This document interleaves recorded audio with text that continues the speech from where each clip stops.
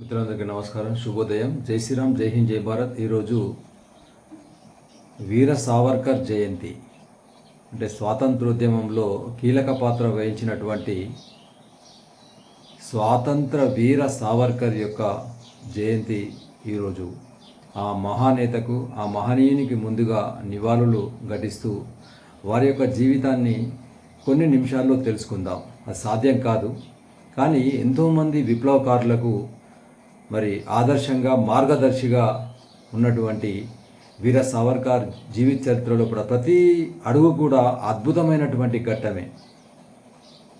వారి జీవితంలో అంటే ఈ ప్రపంచంలో బహుశా ఎవరు ఉండరనుకుంటా, వారి జీవితంలోని ఒక మహాఘట్టం ఏంటంటే వారు రెండు ఆజన్మాంత జీవిత ఖైదీగా ఉండడం జరిగింది. అంటే ఆజన్మ కారాగార దీక్షలు, రెండు ఆజన్మ కారాగార శిక్షలు బ్రిటిష్ ప్రభుత్వం విధించింది. అంటే ఒక మనిషికి సాధారణంగా ఒక జీవితం 100 ఏళ్ళు అన్నప్పుడు 200 ఏళ్ళు అంటే మనిషి మళ్ళా పుట్టడం అనేటువంటిది నమ్మడం అన్నట్టు. అంటే వారికి ఆ విధంగా రెండు ఆజన్మాంత శిక్షలు విధించినప్పుడు వారు ఏమన్నారంటే దాన్ని చిన్నగా చిరునవ్వుతో వారికి చురక అంటించారు. ఏమనంటే అంటే బ్రిటిష్ వారికి పునర్జన్మ పైన నమ్మకం ఉంది అని చెప్పవచ్చు అని వారు ఈ విధంగా సమాధానం ఇచ్చడం జరిగింది. అంటే అంత గొప్ప ధీరత్వం గలటువంటి వ్యక్తి.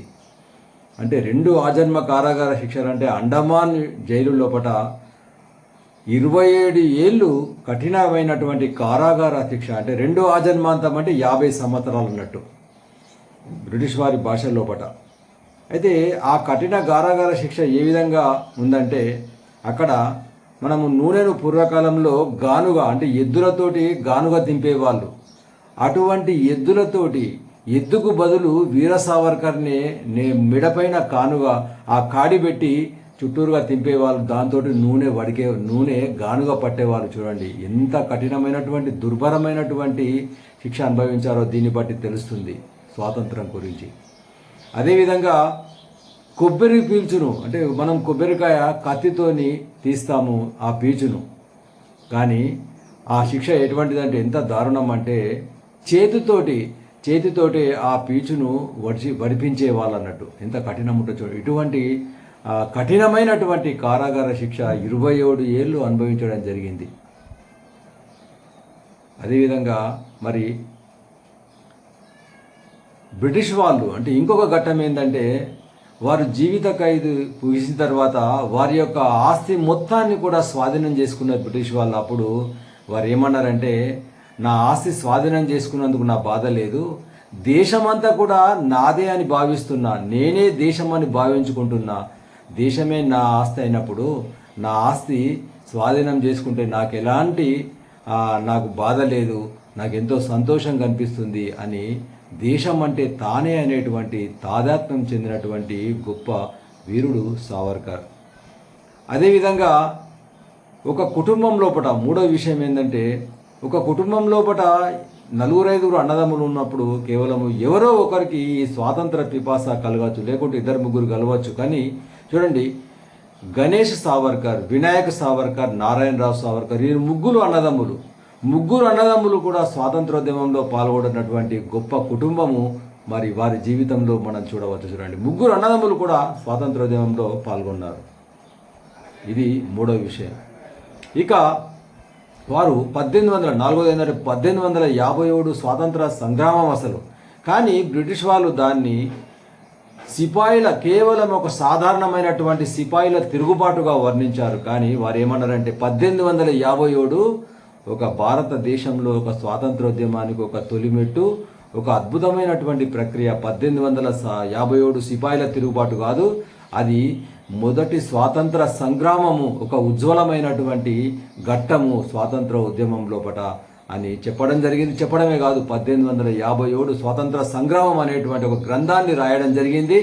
దాన్ని బ్రిటిష్ వాళ్ళు నిషేధించారు భారతదేశంలో, కానీ విదేశాల్లో ప్రింట్ అయింది. తర్వాత మన భారతదేశానికి రావడం జరిగింది.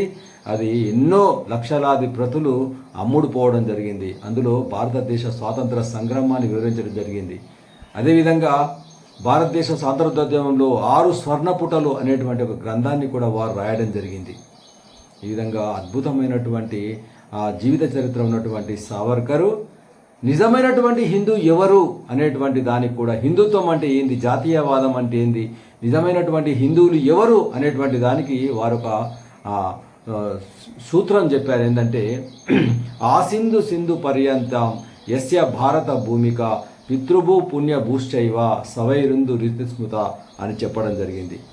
అంటే ఎవరైతే సింధు నది నుంచి హిందూ మహాసముద్రం వరకు ఈ మధ్యన ఉన్నటువంటి భూభాగాన్ని పితృభూమిగా మాతృభూమిగా భావిస్తారో వాళ్ళు మాత్రమే నిజమైనటువంటి హిందువులు, వాళ్ళదే నిజమైనటువంటి హిందుత్వము అని చెప్పడం జరిగింది.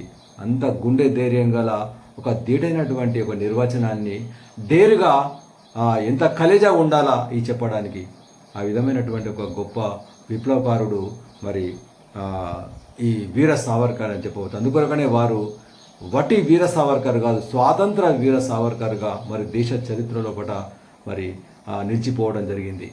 కాబట్టి వారికి మరొకసారి పుష్పాంజలి నివాళులు ఘటిస్తూ జై శ్రీరామ్, జై హింద్, జై భారత్.